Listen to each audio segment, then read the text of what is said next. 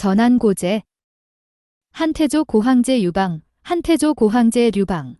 기원전 247년 혹은 기원전 256년 기원전 195년 6월 1일 은 전한의 초대 황제 제위. 기원전 202년 기원전 195년 로 자는게 개이다.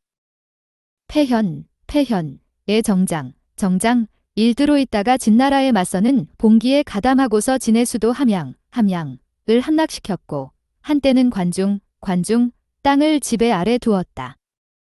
항우에 의해 기원전 206년 서부 한중에 좌천되어 한왕으로 봉해졌으나 동진하여 기원전 202년 해하에서 항우를 토벌하고 전한을 세웠다. 묘호는 태조, 시호는 고황제이며 일반으로 고조로 불린다. 비고조는 군현제와 봉건제를 병용한 군국제를 실시하였다. 무의를 숭상한 유학자 육가의 영향 속에서 무의를 실행하며 삼한고조 유방은 도교 정신을 매우 중시하였고 사황제와 노자를 지칭하는 황노사상을 이용하여 나라를 다스렸다. 사마천은 진나라 말 전쟁이 많아 사회가 혼란하였으나 류방은 전략가 장량의 여유와 노련한 경영으로 마침내 한나라 한을 건국하는 데 성공하였다라고 평했다. 탄생. 유방은 패군, 풍현의 중량리, 현재 중화인민공화국 강소성, 쉬저우시, 서주시, 폐현에서 아버지 류태공과 어머니 류온의 셋째 아들로 태어났다. 위로 형 유백유희가 있었고 아래로 이복 동생 유교가 있었다. 유방의 출생년을 두고서는 추측이 두 가지가 있다.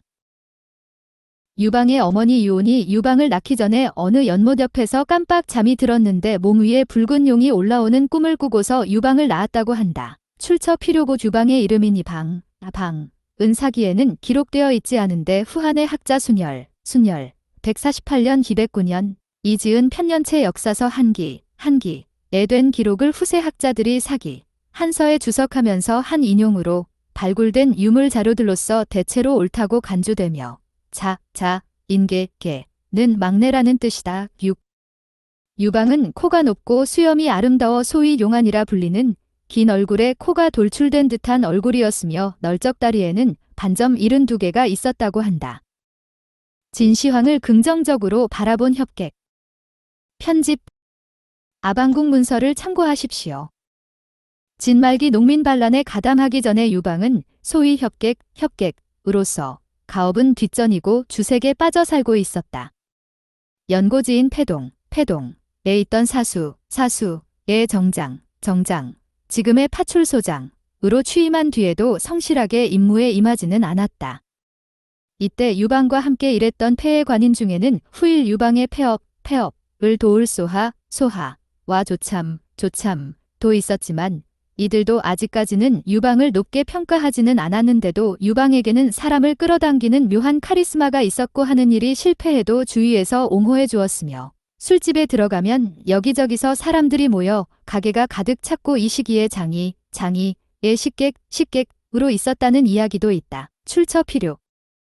어느 날 부역 문제로 함양에 간 유방은 그곳에서 시황제의 행차를 보게 되는데 사내대장부로 태어났으면 저 정도는 되어야 하지 않겠나 하고 중얼거렸다고 한다. 칠디것은 항우가 똑같이 시황제의 행렬을 보며 저 자리에서 끌어내리고 말겠다. 출처 필요라고 중얼거렸다는 일화와 곧잘 대비되어 전자는 황위를 동경, 후자는 증오를 의미하며 유방과 항우의 극명한 성격차를 드러내는 사례로 인용된다. 유명 인사의 사위가 되는 행운. 편집. 한 번은 선보, 단부, 산동성, 사람인 려공이 자신의 원수를 피해서 유방이 있는 패로 왔는데 당대 명사였던 여공을 환영하는 연회가 열리고 소하가 이 연회를 관리하게 되었다. 폐의 사람들이 각각 선물과 돈을 갖고 모였는데 아주 많은 사람이 모여 자리가 부족할 지경이 되자 소하는 가지고 온 선물이 1,000전 이하인 사람은 땅에 앉도록 했다. 이에 유방이 와서 자신은 전 1만 전의 선물을 가져왔다며 여공에게 전했고 여공이 놀라 문까지 나아가 유방을 맞이하고 상석에 앉혔지만 유방이 그런 돈이 없는 형편을 잘 알았던 소하는 유방은 원래 허풍이 심한 사람으로 큰 소리나 칠 줄 알았지 뭐 하나 제대로 이루지 못했습니다. 그러니 진심으로 대하지 말라 라고 여공에게 전했지만 여공은 유방을 환대하면서 그 관상을 보고 자신의 딸을 유방에게 시집 보내기까지 했다. 이가 바로 여치이다. 우출처 필요. 아내를 맞은 뒤에도 유방의 생활은 변한 것이 없었고 여치는 친가에서 일남일녀의 아이를 기르며 살았다. 어느 날 여치가 논에서 김매는데 지나가던 한 노인이 여치의 인상과 그 여자의 아들 후일 한혜제, 맏딸 후일 노원공주의 고귀한 얼굴을 보고서 놀랐다. 돌아온 유방이 이 이야기를 듣고 그 노인에게 관상을 보게 했더니 노인은 당신이 있어서 부인과 아이들의 인상이 고귀합니다. 당신의 고귀는 말로 다할 수 없습니다. 라고 일러주었고 유방은 몹시 기뻐했다고 한다.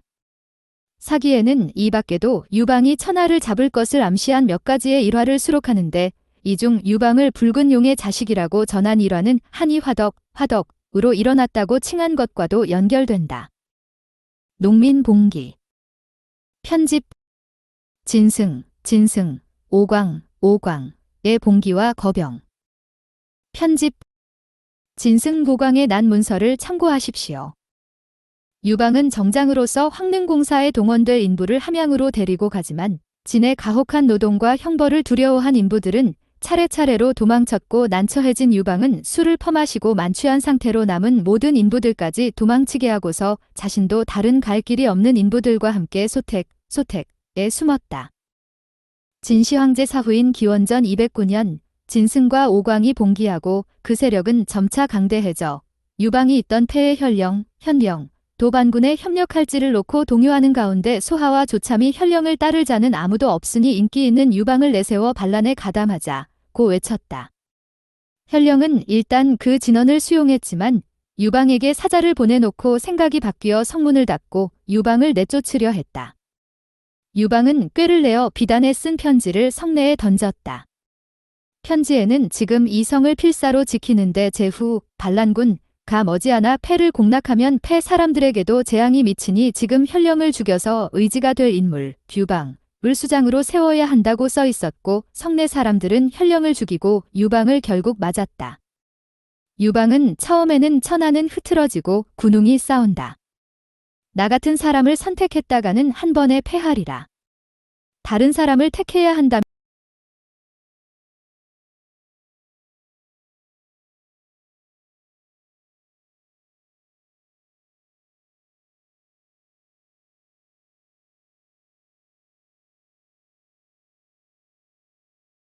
전한고제 한태조 고황제 유방